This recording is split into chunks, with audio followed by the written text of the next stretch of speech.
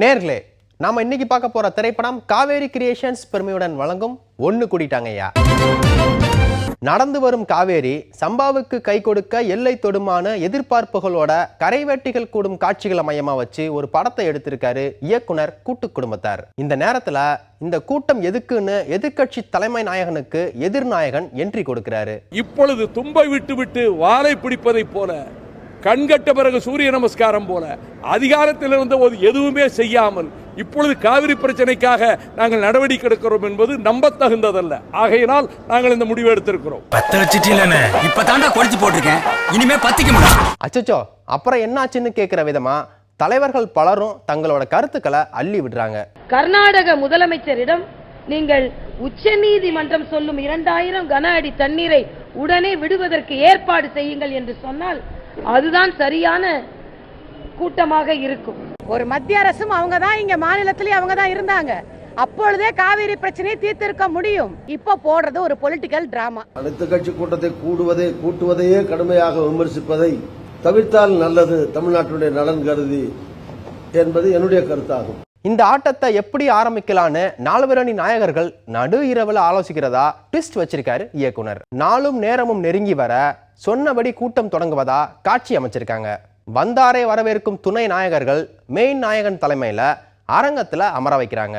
எல்லாரும் வந்தாச்சு, பேரு லிஸ்ட் படி சரி பார்த்துட்டு நாயகன் கூட்டத்தை தொடங்க கூட்டு குடும்பத்துல மகிழ்ச்சி வெள்ளம் பொங்குது. ஆனந்தம் பொங்க ஆரம்பிச்ச நாயகன் தன்னோட பங்குக்கு என்னென்ன சொல்ல முடியுமோ எல்லாத்தையும் கொட்டி தீக்க ஆரம்பிக்கிறாரு.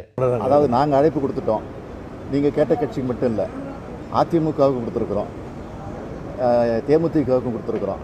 ஏன் வரலங்கிறத தயவு செஞ்சு நீங்க போய் அவங்கள்ட்ட கேட்டு அதற்கு விளக்கத்தை நீங்க தான் சொல்லுங்க. வந்தவங்களுக்கு வரவேற்பு, வராதவங்களுக்கு அழைப்பு, எதிர்த்தவங்களுக்கு வாழ்த்துன்னு நாயகன் விதவிதமா பேசும் டயலாக் புல்லரிக்க வைக்குது. அவரும் இதே கட்சியில 18 ஆண்டு காலம் எம்பியா இருந்தவர். என்ன நடந்ததுங்கிறது அவருக்கும் தெரியும். இன்னும் கூட ராதாகிருஷ்ணனுக்கும் தமிழிசை சவுந்தரராஜனுக்கும் நான் சொல்றது பணிவான வேண்டுகோள், உண்மை நிலையை தெரிஞ்சுக்கணும்னா வாஜ்பாய் இன்னும் உயிரோட தான் இருக்கிறாரு, அவர்கிட்ட போய் கேட்டா உண்மை நிலவரம் தெரியும். கூட்டத்துக்கு வந்த சொந்த பந்தங்களும் வரவேற்பறைக்கு முன்னால நின்று தங்களோட கருத்துக்களை அள்ளி விடுறாங்க. கர்நாடக அரசு நீதிமன்றங்களுடைய தீர்ப்பை மதித்து தமிழகத்திற்கு தண்ணீர் கொடுக்க வேண்டும். மத்திய அரசாங்கம் வேண்டுமென்றே தமிழகத்தை பழிவாங்குகிறது.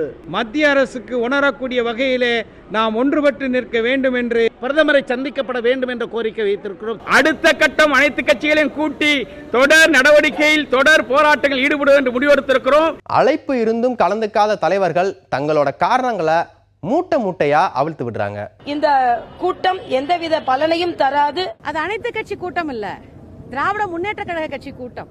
மக்கள் நல கூட்டணியின் பெரும்பான்மை கருத்தை ஏற்றுக்கொண்டு இப்போதும் அதை நாங்கள் பொது பிரச்சனையாகவே பார்க்கிறோம். இந்த பிரச்சனைக்கு என்னதான் தீர்வுன்னு நாயகன் கிளைமாக்ஸ் காட்சியில தீர்வு சொல்வதா படத்தை முடிச்சிருக்காரு இயக்குனர். முதல்ல அந்த ஊடகங்களுக்கு, கர்நாடக மாநிலத்தில் இருக்கக்கூடிய இந்த உணர்வு அரசியல் கட்சி தலைவர்களுக்கு மட்டும் இல்லை, விவசாய அமைப்புகளுக்கு மட்டும் இல்லை, ஊடகங்களுக்கு வர வேண்டும் என்பதுதான் என்னுடைய தாழ்மையான பணிவான வேண்டுகோள். தஞ்சாவூர் அடுத்த நாள் மொத்தத்துல ஒன்னு கூடிட்டாங்கய்யா நல்லதொரு தொடக்கம்.